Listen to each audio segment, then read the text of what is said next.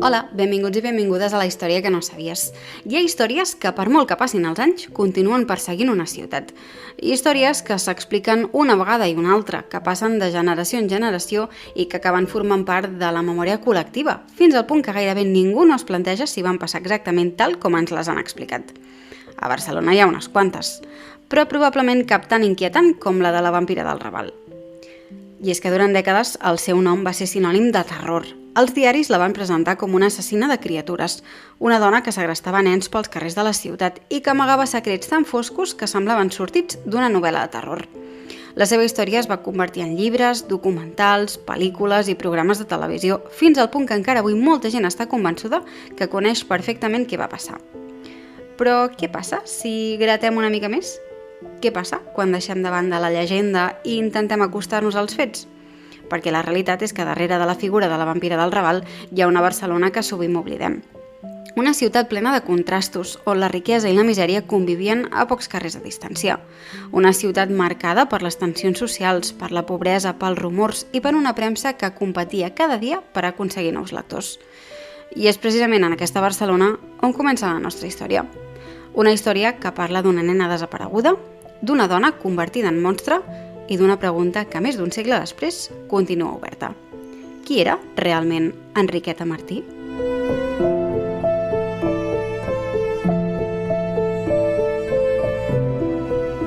Barcelona, a començaments del segle XX, no era només una ciutat, sinó gairebé dues realitats convivint al mateix espai, però sense barrejar-se del tot. Mentre una part creixia amb ambició i mirada moderna, l'altra s'enfonsava en la precarietat més absoluta. D'una banda hi havia l'Eixample, amb els seus carrers amples, ordenats, plens de llum, amb edificis modernistes, que no només eren habitatges, sinó també una manera de demostrar al món qui manava i qui tenia diners. Era una Barcelona burgesa, que volia assemblar-se a les grans capitals europees i que confiava plenament en el progrés.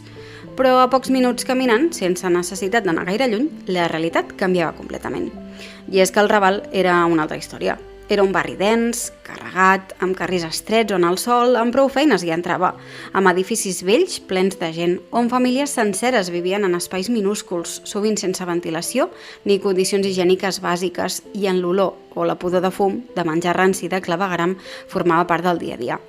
Era un barri de supervivència, on s'hi concentrava bona part de la població obrera, moltes dones que es veien abocades a la prostitució per pura necessitat, immigrants arribats d'arreu amb l'esperança de trobar una vida millor i criatures que passaven més hores al carrer que a casa, creixent en un entorn duríssim on la protecció era ben escassa. Aquella Barcelona, però, no només estava dividida per la riquesa.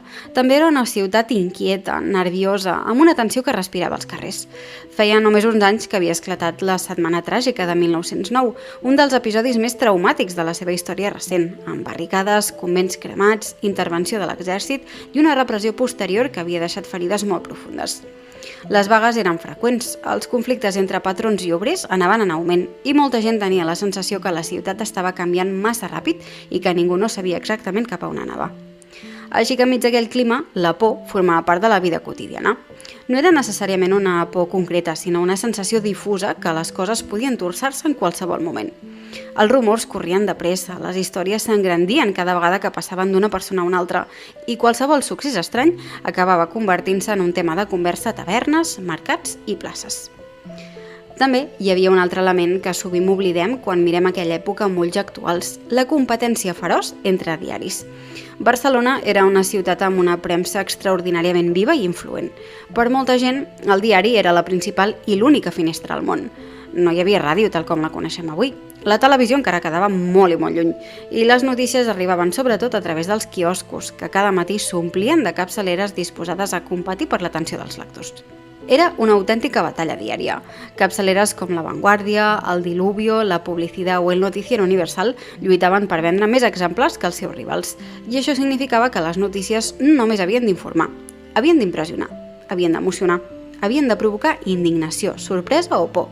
I en una època en què la premsa començava a convertir-se en un gran negoci de masses, un bon titular podia significar milers de lectors més. Per això, quan apareixia una història capaç de despertar les pors més profundes de la societat, l'interès era immediat. Els diaris sabien que aquells relats captaven l'atenció del públic i els lectors, al seu torn, buscaven desesperadament respostes a les seves inquietuds. Era una relació que s'alimentava mútuament. I clar, poques històries podien competir amb la desaparició d'una nena petita. I és que la infància era especialment fràgil en aquella època, perquè tot i que no es pot dir que els nens desapareguessin constantment, sí que passava prou sovint perquè el tema estigués present en la conversa col·lectiva. Corrent històries sobre criatures abandonades, sobre possibles xarxes de tràfic de menors o sobre situacions que ningú acabava d'entendre del tot, però que alimentaven una sensació de perill latent. De fet, aquesta por era molt més antiga que la mateixa Barcelona de principis del segle XX. La humanitat sempre ha necessitat donar forma als seus temors a través de personatges i llegendes.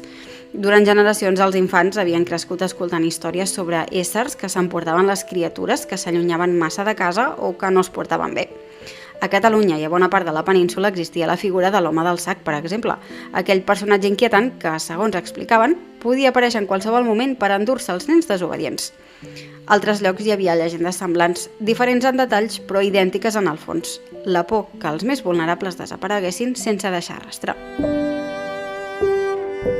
Per això, quan una nena desapareixia de veritat, aquelles pors antigues deixaven de ser simples advertències o contes per espantar la canalla. De cop es convertien en una possibilitat real, així que en aquell moment només faltava un cas concret que la fes esclatar del tot. I aquest cas va arribar amb el nom de Teresita Guitart, una nena de 5 anys que va desaparèixer sense deixar rastre, provocant una reacció immediata en una ciutat que ja estava predisposada a l'angoixa. De cop, les famílies van començar a vigilar molt més els seus fills. Les mares evitaven deixar-los sols al carrer i els diaris van començar a publicar titulars cada vegada més alarmistes. La sensació de perill anava creixent dia rere dia, sense que hi hagués cap resposta clara.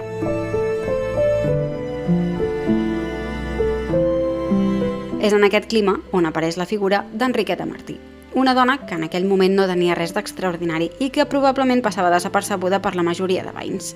Havia nascut a Sant Feliu de Llobregat i, com tantes altres persones, havia arribat a Barcelona buscant oportunitats que el seu lloc d'origen no tenia, però la realitat que es va trobar va ser molt dura, marcada per feines precàries, com la de minyona o cosidora, mal pagades i inestables, i per una vida que no acabava de consolidar-se mai del tot. Durant un temps va estar casada amb Joan Pujaló, un pintor, però aquella etapa tampoc no va durar gaire. El cop més fort va arribar amb la mort del seu fill petit de desnutrició, un fet que, tot i no ser excepcional en aquell moment, sí que, com comprendreu, va ser profundament devastador psicològicament. A partir d'aquí, la seva vida entra en una espiral de precarietat i desarrelament, amb canvis constants de domicili, dificultats econòmiques i un deteriorament emocional que cada cop es feia més evident, fins que finalment es va instal·lar en un pis del carrer Ponent, l'actual carrer Joaquim Costa. Els veïns de la zona que la coneixien tampoc no acabaven de saber què pensar d'ella. Algunes persones la descrivien com una dona reservada que intentava sobreviure com podia en una ciutat poc amable amb els pobres. Altres asseguraven haver-la vist pidolant, canviant constantment d'identitat o movent-se entre ambients marginals. Però bé, el problema és que moltes d'aquestes declaracions van aparèixer a posteriori, quan la seva figura ja s'havia convertit en objecte de tota mena d'especulacions. I això doncs, fa difícil separar què era realitat i què era una reinterpretació dels records feta a la llum del que tothom creia saber. Tornem a la història. Durant els primers mesos de 1912, mentre la ciutat continuava immersa en rumors i tensions, va passar una escena aparentment quotidiana que ho canviaria tot. Una veïna, la Claudina Elias, va veure una nena jugant en un balcó d'aquell carrer i alguna cosa no li va acabar de quadrar. Una intuïció difícil d'explicar, però prou forta perquè decidís comentar-ho a un conegut del barri. Aquella observació, que podria haver-se quedat en un no-res, es va convertir en el punt de partida d'una cadena d'esdeveniments. El comentari va anar passant de persona en persona fins a arribar a la policia, que finalment el 27 de febrer de 1912 va decidir presentar-se al pis d'Enriqueta Martí.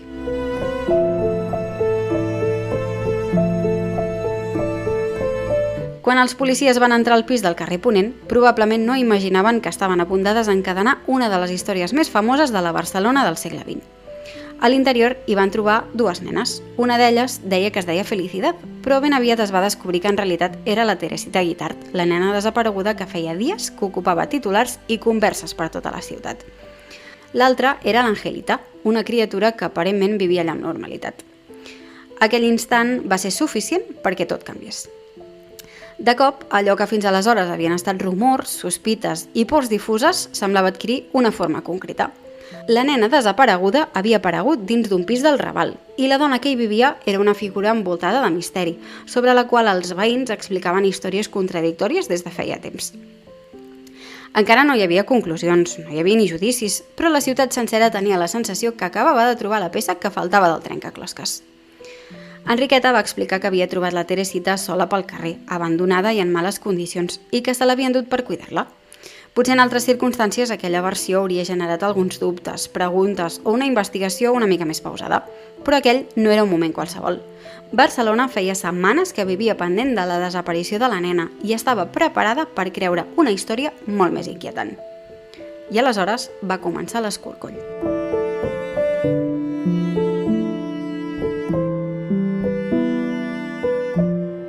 Els agents van revisar habitacions, calaixos i racons d'aquell habitatge fosc i modest.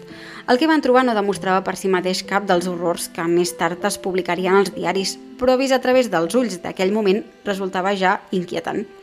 Hi havia pots amb greixos, pòssimes i xarops fetes amb sang, mèdula i greix, cabells guardats, petits fragments d'ossos, roba vella plena de sang, un ganivet i una llibreta amb anotacions i noms de famílies benestants de Barcelona. Avui sabem que molts d'aquells objectes admeten interpretacions molt diferents, que pel final us diré què significaven. Però aquell dia, en aquell pis, enmig d'una ciutat dominada pels rumors i la por, cada objecte semblava amagar un secret. I va ser precisament en aquell instant quan la realitat va començar a barrejar-se amb la llegenda. Com us he dit al principi, els diaris competien cada dia per captar lectors en un mercat cada cop més saturat. I això volia dir que calia impactar, calia cridar l'atenció i sobretot calia vendre. I el cas d'Enriqueta Martí doncs era perfecte per fer-ho. És en aquest moment quan neix el nom que ho canvia tot, el de la vampira del Raval. La premsa no es va limitar a informar, sinó que va començar a construir un relat que cada dia anava una mica més enllà, afegint detalls, exagerant, suggerint més del que es podia demostrar, parlant de rituals, d'assassinats de criatures, d'ungüents fets amb restes humanes, sobretot de nens, i de proxenetes i xarxes de prostitució infantils vinculades a les classes altes, tot plegat amb una capacitat enorme per captar l'atenció del públic. Moltes d'aquestes afirmacions no es basaven en proves sòlides, sinó en rumors, en sospites o interpretacions molt lliures dels fets. Sovint la realitat quedava, doncs, en un segon pla, perquè la història funcionava massa bé tal com estava. Oferia una explicació aparentment senzilla a un conjunt de pors. Hi havia una culpable identificable, hi havia víctimes innocents i hi havia un relat que permetia ordenar el caos. I així, gairebé sense adonar-se'n, o potser sí, aquells diaris es van convertir en els veritables autors del monstre. I una vegada un monstre pren forma dins de l'imaginari col·lectiu, resulta extraordinàriament difícil fer-lo desaparèixer.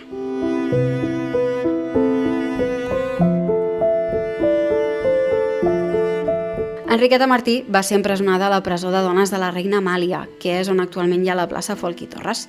Allà hi va passar els seus últims mesos fins a la seva mort l'any 1913. Fins i tot llavors, els rumors seguien i seguien contaminant la seva figura.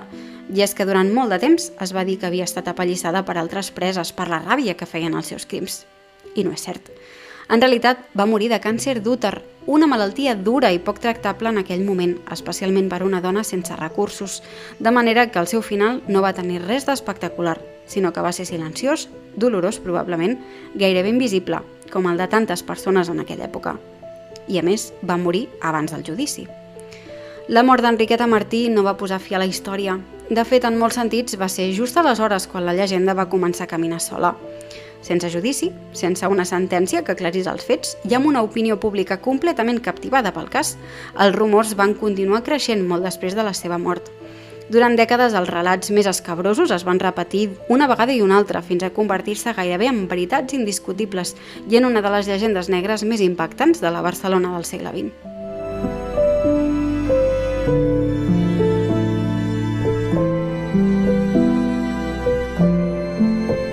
Però el temps té una virtut que sovint no tenen les notícies d'última hora.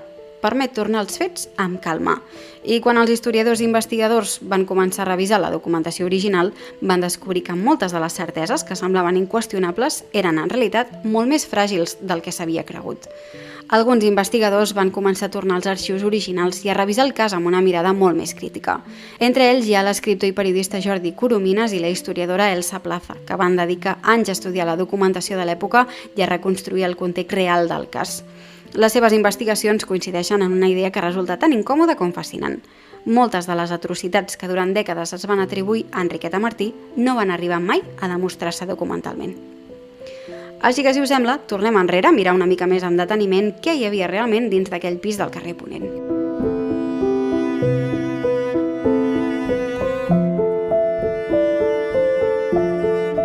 Enriqueta exercia de remeiera de barri, una pràctica molt comuna en una època on les classes baixes no podien pagar mitges. Els pots contenien greix de porc, olis vegetals, herbes medicinals conegudes, com el donzell o la farigola, i fórmules típiques de la medicina popular d'aquell moment. Els cabells, que tant van alimentar la imaginació, també es feien servir en remeis o en pràctiques quotidianes que avui ens poden semblar estranyes, però que formaven part del saber comú.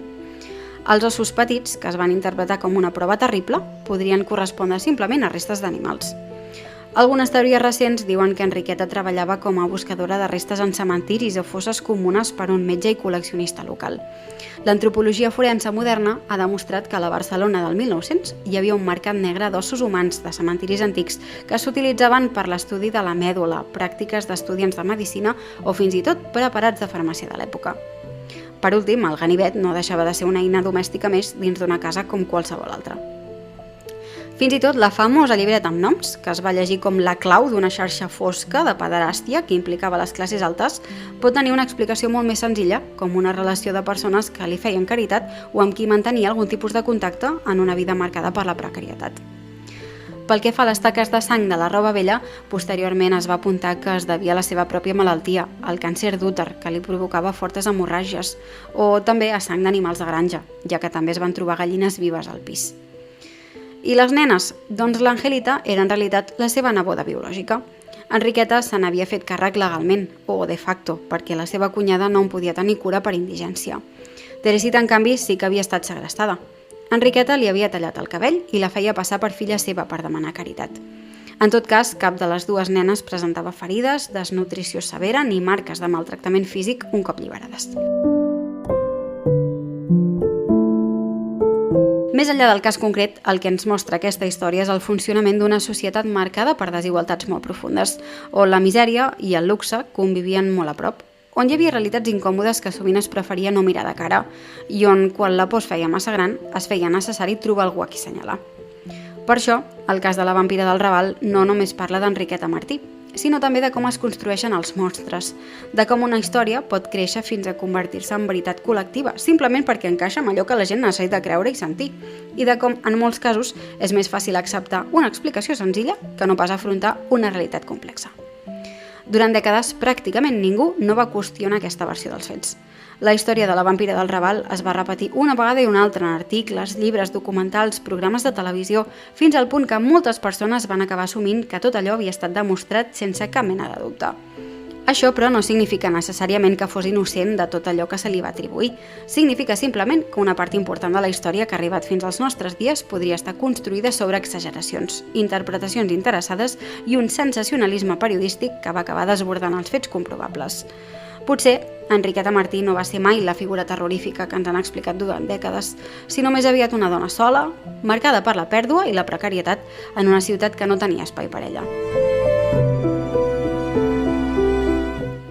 I és precisament aquí on aquest cas deixa de ser només una història criminal per convertir-se en una cosa molt més interessant, una història sobre la por, sobre els rumors i sobre la manera com una societat construeix les seves pròpies llegendes. El cas d'Enriqueta Martí no parla només de la Barcelona de 1912, parla de la societat en general. I és que potser han canviat els diaris per les xarxes socials, però la necessitat de trobar monstres continua sent sorprenentment similar. Després d'escoltar el capítol, segur que molts penseu: jo hauria sigut més escèptic, o més prudent, o menys influenciable que aquells pobres barcelonins de 1912. Però la realitat és que ens continuen colant fake news, continuem buscant culpables abans d'entendre els fets i continuem sentint-nos atrets pels relats que en confirmen allò que més morbo genera. Potser la diferència més gran és que avui els rumors viatgen molt més de pressa i molt més lluny.